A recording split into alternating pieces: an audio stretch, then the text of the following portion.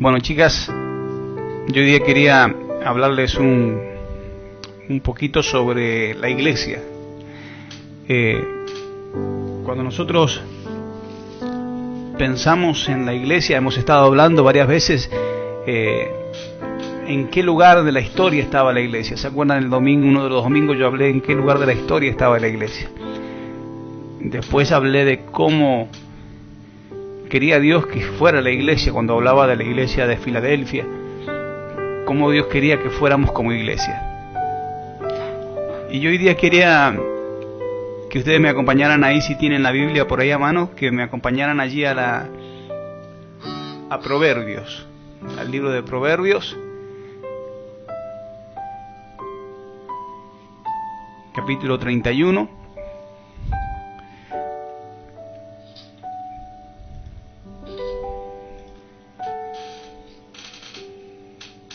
Proverbio capítulo 31, versículo 10.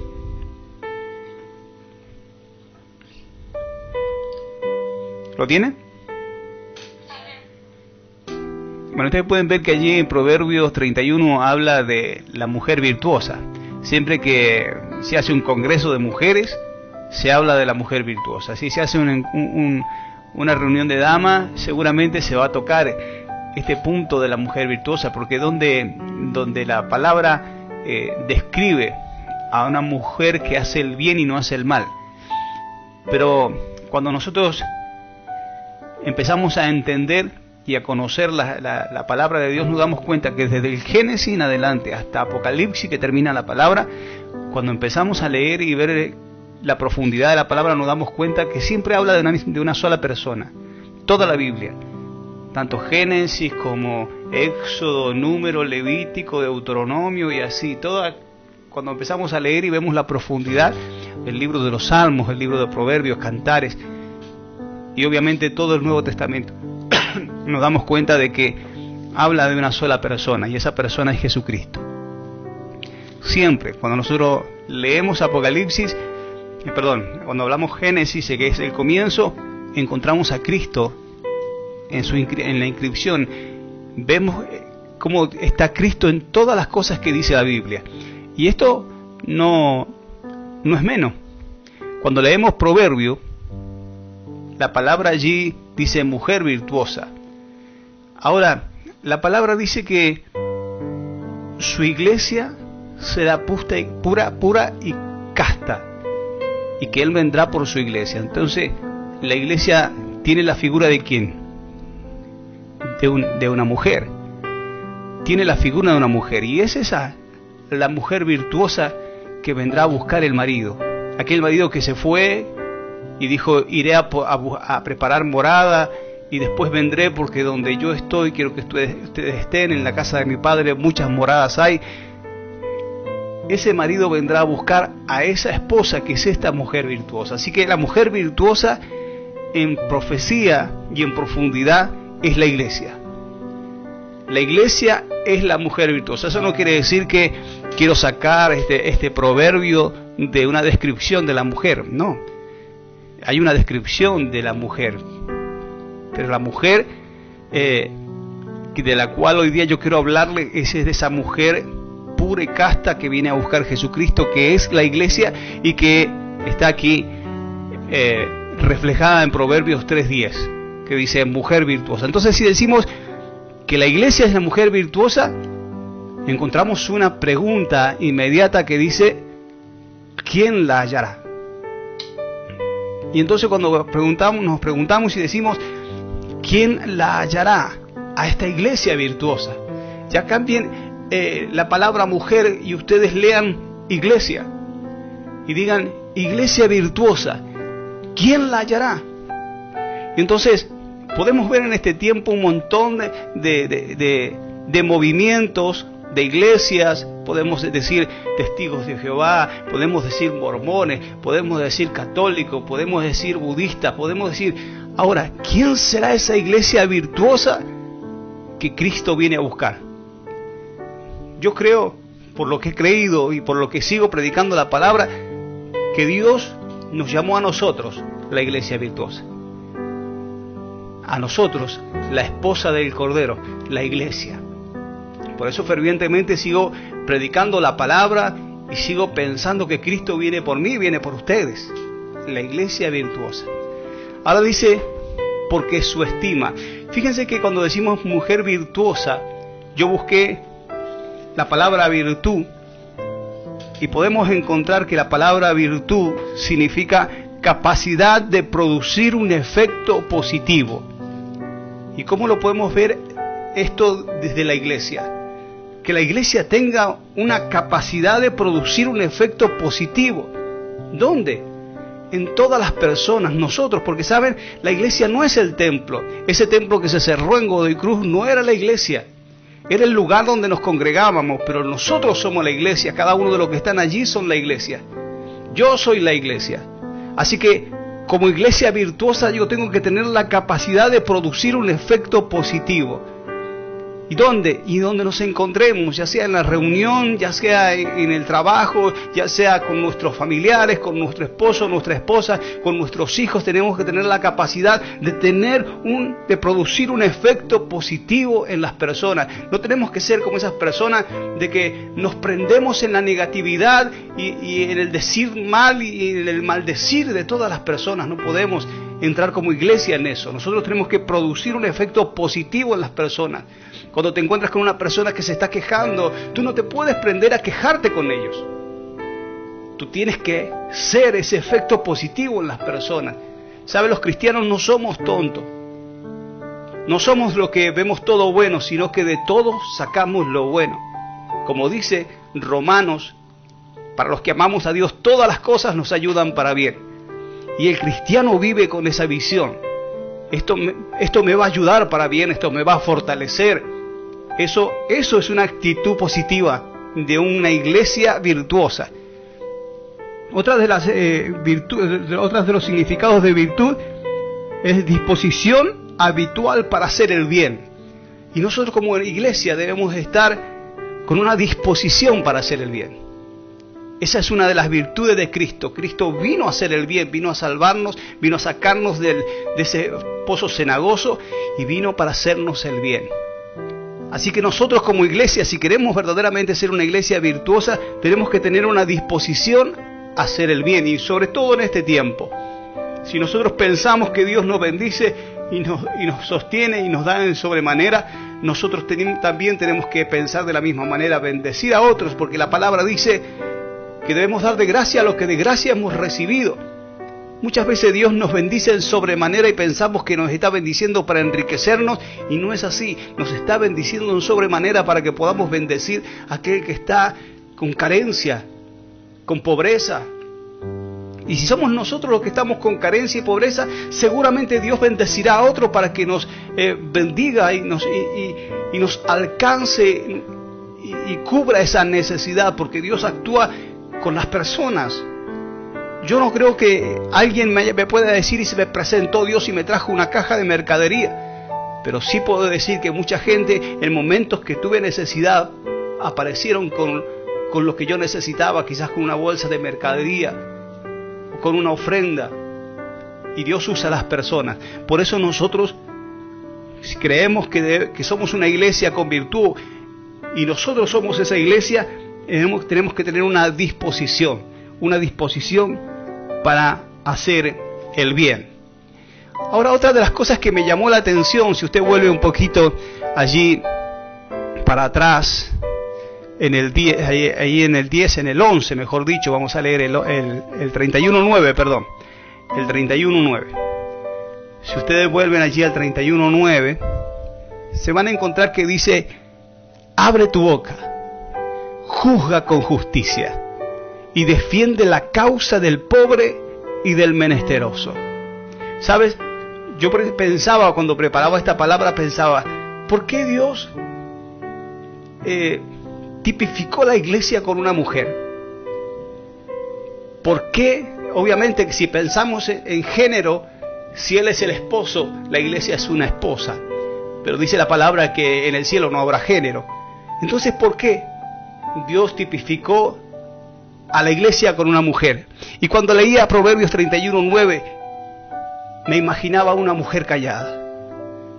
Y ahora lo único que tengo para preguntarle ahí es a Marco: Marco, ¿ha visto alguna vez a Tamara callada? Obviamente que no. ¿Quién puede sostener a una mujer callada? ¿Quién le tapa la boca a una mujer? Por eso Dios ve esa virtud en una mujer que nunca se calla, ¿sí? Dice lo que tiene que decir. Y así tiene que ser la iglesia no puede estar callada. En este tiempo donde estamos con este problema de que parece que nos tienen encerrados, es cuando más la iglesia tiene que hablar. Cuando más la iglesia tiene que hacerse oír, a donde estemos. Porque lo que se cerraron fueron los templos, pero no nos cerraron las bocas. No nos callaron. Lo que se legisló fue un poco la libertad de caminar, de estar juntos, pero no se legisló el que tengamos que quedarnos callados. Así que una iglesia no puede estar callada.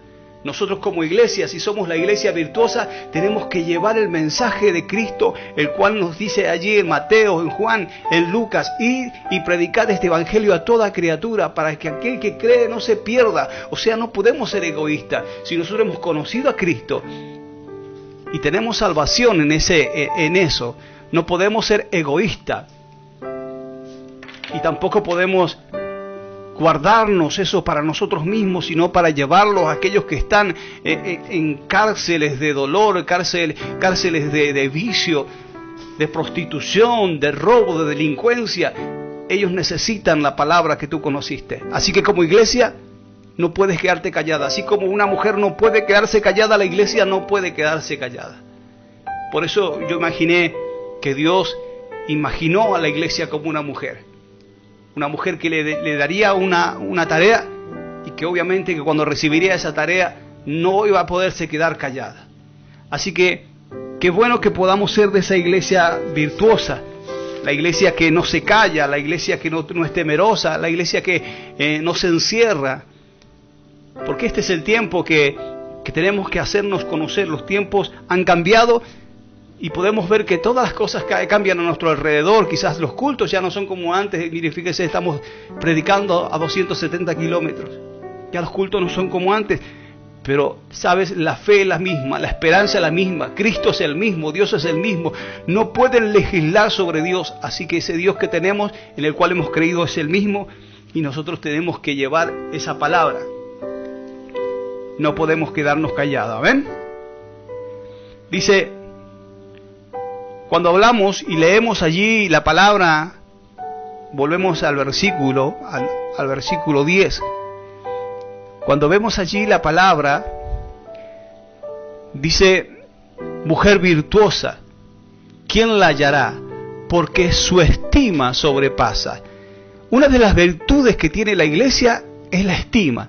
Y cuando nosotros buscamos la palabra estima, es un valor, es un peso, es una consideración que tiene la iglesia. Y nosotros como iglesia tenemos que saber que tenemos un peso. Como iglesia tenemos que saber que tenemos un valor. Como iglesia tenemos que saber que Cristo pagó a precio de sangre. Con esa sangre nos lavó nuestros pecados, nos reconcilió con el Padre, murió por cada uno de nosotros, por su llaga nosotros hemos sido sanados, y al tercer día resucitó para darnos vida eterna. Miren el valor que tenemos cada uno de nosotros. Nosotros tenemos que valorarnos como iglesia, cada uno de nosotros valorarnos como iglesia. ¿Sabes? Nunca sentirnos menos, porque por cada uno de nosotros Cristo murió igual. A ver, dígame usted, alguno de ustedes, si Cristo murió un poquito menos por ustedes. Si sufrió un poquito menos por mí. Ah, no, por ella sufrió un poquito menos, por mí sufrió un poquito más. No, por todos sufrió igual. El sacrificio fue el mismo por cada uno de nosotros. Entonces cada uno de nosotros tiene ese valor, esa consideración, esa estima de Dios hacia nosotros. Así que cada uno de nosotros podemos decir, verdaderamente Dios me ama. Y yo soy iglesia, soy herramienta. Por intermedio mío Dios quiere hacer la obra. No es por intermedio del pastor, es por intermedio mío. Por intermedio tuyo, Paola. Por intermedio tuyo, Carla. Tamara, por intermedio tuyo. Allí, Marquito, por intermedio tuyo quiere hacer la obra. No podemos esperar, si nosotros tenemos en las manos alguien que está necesitado esperar al domingo para traerlo a la iglesia, que ore el pastor. Somos nosotros, iglesia. Nosotros tenemos que orar y soltar palabra de bien sobre cada una de las vidas. Fíjese lo que dice allí la palabra. Dice, porque su estima sobrepasa largamente la de las piedras preciosas. Fíjese el valor que tenemos nosotros. Dice la palabra, según muchos enseñan, que nuestra alma vale más que todo el oro del mundo, ¿sí? ¿Lo dice? Enseñanza, no lo dice la palabra. Eso es una manera de predicar. Siempre hemos dicho lo mismo, que nuestra alma vale más que todo el oro del mundo. Pero en realidad, así dicho así, de esa manera, no lo dice la Biblia. Sí lo dice así, de esta manera, porque su estima sobrepasa largamente la de las piedras preciosas. Y allí, en el libro de Mateo, encontramos cuando Jesucristo dice, ¿qué ganaría el hombre si gana todo el mundo y pierde su alma? Allí también nos muestra de que nuestra alma vale mucho más que todo el mundo, que todo el oro del mundo. Así que fíjese el valor que tiene cada una de nuestras vidas como iglesia, como individuo, como cuerpo de Cristo. En el 11 dice, el corazón de su marido está en ella confiado. Y estamos hablando de la iglesia, no de la mujer. Dice, el corazón de su marido está en ella confiado. Y si dice que el corazón de su marido está confiado en ella, ¿en quién está confiado? En la iglesia. ¿Y quién es el que está confiado? Cristo. Cristo nos ha dejado una tarea y confía que nosotros la hagamos. Y ¿sabes? Y Él confía que no carecerá de ganancia nuestra tarea. Porque dice allí, el corazón del marido está en ella confiado y no carecerá de ganancia. O sea que la iglesia hará la tarea que se le confió y no carecerá de ganancia. O sea que hará la tarea y alcanzará la meta que Dios ha dejado para cada uno de nosotros. Pero qué bueno que seamos nosotros y no que cuando Cristo se pare allí en el cielo y empiece a separar cabras de ovejas, muchos se sorprenderán porque dirán, Señor, pero yo fui a las reuniones, Señor, pero yo prediqué tu nombre, Señor, pero yo hice milagros en tu nombre. Y Jesucristo le va a decir, no te conozco. No te conozco porque fuiste tibio, porque nunca te decidiste, porque fuiste por los panes y los peces. Qué bueno que podamos tener esa decisión de ser verdaderamente la iglesia virtuosa, sabiendo que la iglesia no es el templo, no es el edificio, sino que soy yo. Yo soy el edificio donde el Espíritu Santo vino a vivir en mí. Yo soy la iglesia. Amén. Fíjese que allí Proverbios 31:12 dice, le da a ella el bien y no le da el mal todos los días de su vida. Este versículo nos habla de permanencia, pero una permanencia en donde, en el bien, haciendo el bien. Eso es una virtud de la cual hablábamos recién. ¿Se acuerdan que hablábamos de una virtud que quería decir capacidad o disposición habitual para hacer el bien? Era una disposición para todos los días de su vida hacer el bien. Así es la iglesia de Cristo. Todos los días, permanencia hasta el fin. Dice la palabra que el que permaneciera hasta el fin, ese será salvo. Así que nos habla de una permanencia. Dile al que está a tu lado, tienes que permanecer. Amén. Porque qué vale de que hoy estoy en las nubes y mañana soy un estropajo y ya no quiero saber nada porque por las pruebas o no sé qué otra cosa puede sucedernos en nuestras vidas, ya no quiero saber nada con Dios. No es así el camino del Evangelio. El camino del Evangelio nos enseña que en todo tiempo tenemos que estar gozosos. Y aún en el tiempo de la aflicción sabemos que el bien viene para nuestras vidas. La iglesia dice que debe ser la que da el bien y no da el mal todos los días de su vida. Y para ir terminando, vamos a leer el versículo 13. Y el versículo 13 dice, busca lana y lino. Y allí podemos ver que la lana significa pureza. Allí en Isaías 1, si leen ese capítulo, se van a encontrar que dice que nuestros pecados van a ser como blanca lana. O sea que mira la lana como una pureza. Así que dice que la iglesia busca pureza entonces. La iglesia, nosotros, tú, cada uno de ustedes, tiene que buscar pureza. Y fíjense que al decir que busca lana, dice también que busca lino. Y lino significa santidad, porque de lino fino se vestían los sacerdotes. ¿Y saben quién más se viste de lino fino? Dice la iglesia. Dice la palabra, al final se los dije, la iglesia. La iglesia dice que se vestirá de lino fino para cuando venga su amado. Se vestirá de santidad, se vestirá de lana, o sea, de pureza. Es así como cada uno de nosotros tenemos que vestirnos para esperar a Cristo, a esperar la venida de Cristo. Y para finalizar dice, con voluntad trabaja con sus manos. Con sus manos. Mírese las manitos y diga, con estas manitos tengo que hacer la tarea que Cristo me ha dejado. Soy yo, con sus manos. No con la mano del pastor, del profeta, del evangelista o del que está a cargo, del líder, no. Con las manos de cada uno. Somos iglesias todos. Con estas manos voluntariosas debemos trabajar todos los días en la tarea que Cristo nos dejó como iglesia. Así que, ¿qué podemos decir hoy? ¿Queremos ser iglesia virtuosa? ¿Queremos ser esa mujer virtuosa que venga el marido a buscarla? ¿Queremos ser esa iglesia virtuosa que se viste de lino fino? ¿O queremos ser las cabritas esas que Cristo dice, no te conozco? Es como la historia de las 5 vírgenes que se prepararon, que mantuvieron sus lámparas con aceite, y las otras que se durmieron y que no estuvieron apercibidas, y cuando vino el esposo, las que estaban apercibidas fueron con él, y las que no tenían aceite, dice que no pudieron entrar en el reposo de su Señor. Así que, queridas mujeres, querido Marcos, la idea era hacerles recordar que Cristo viene pronto y viene por una iglesia pura y santa. Y la iglesia no va a venir a buscar un edificio, va a venir a buscar a cada uno de nosotros. Y debemos mantenernos en la tarea, no callada, como las mujeres. Marco, ¿cuántas veces te gustaría verla callada?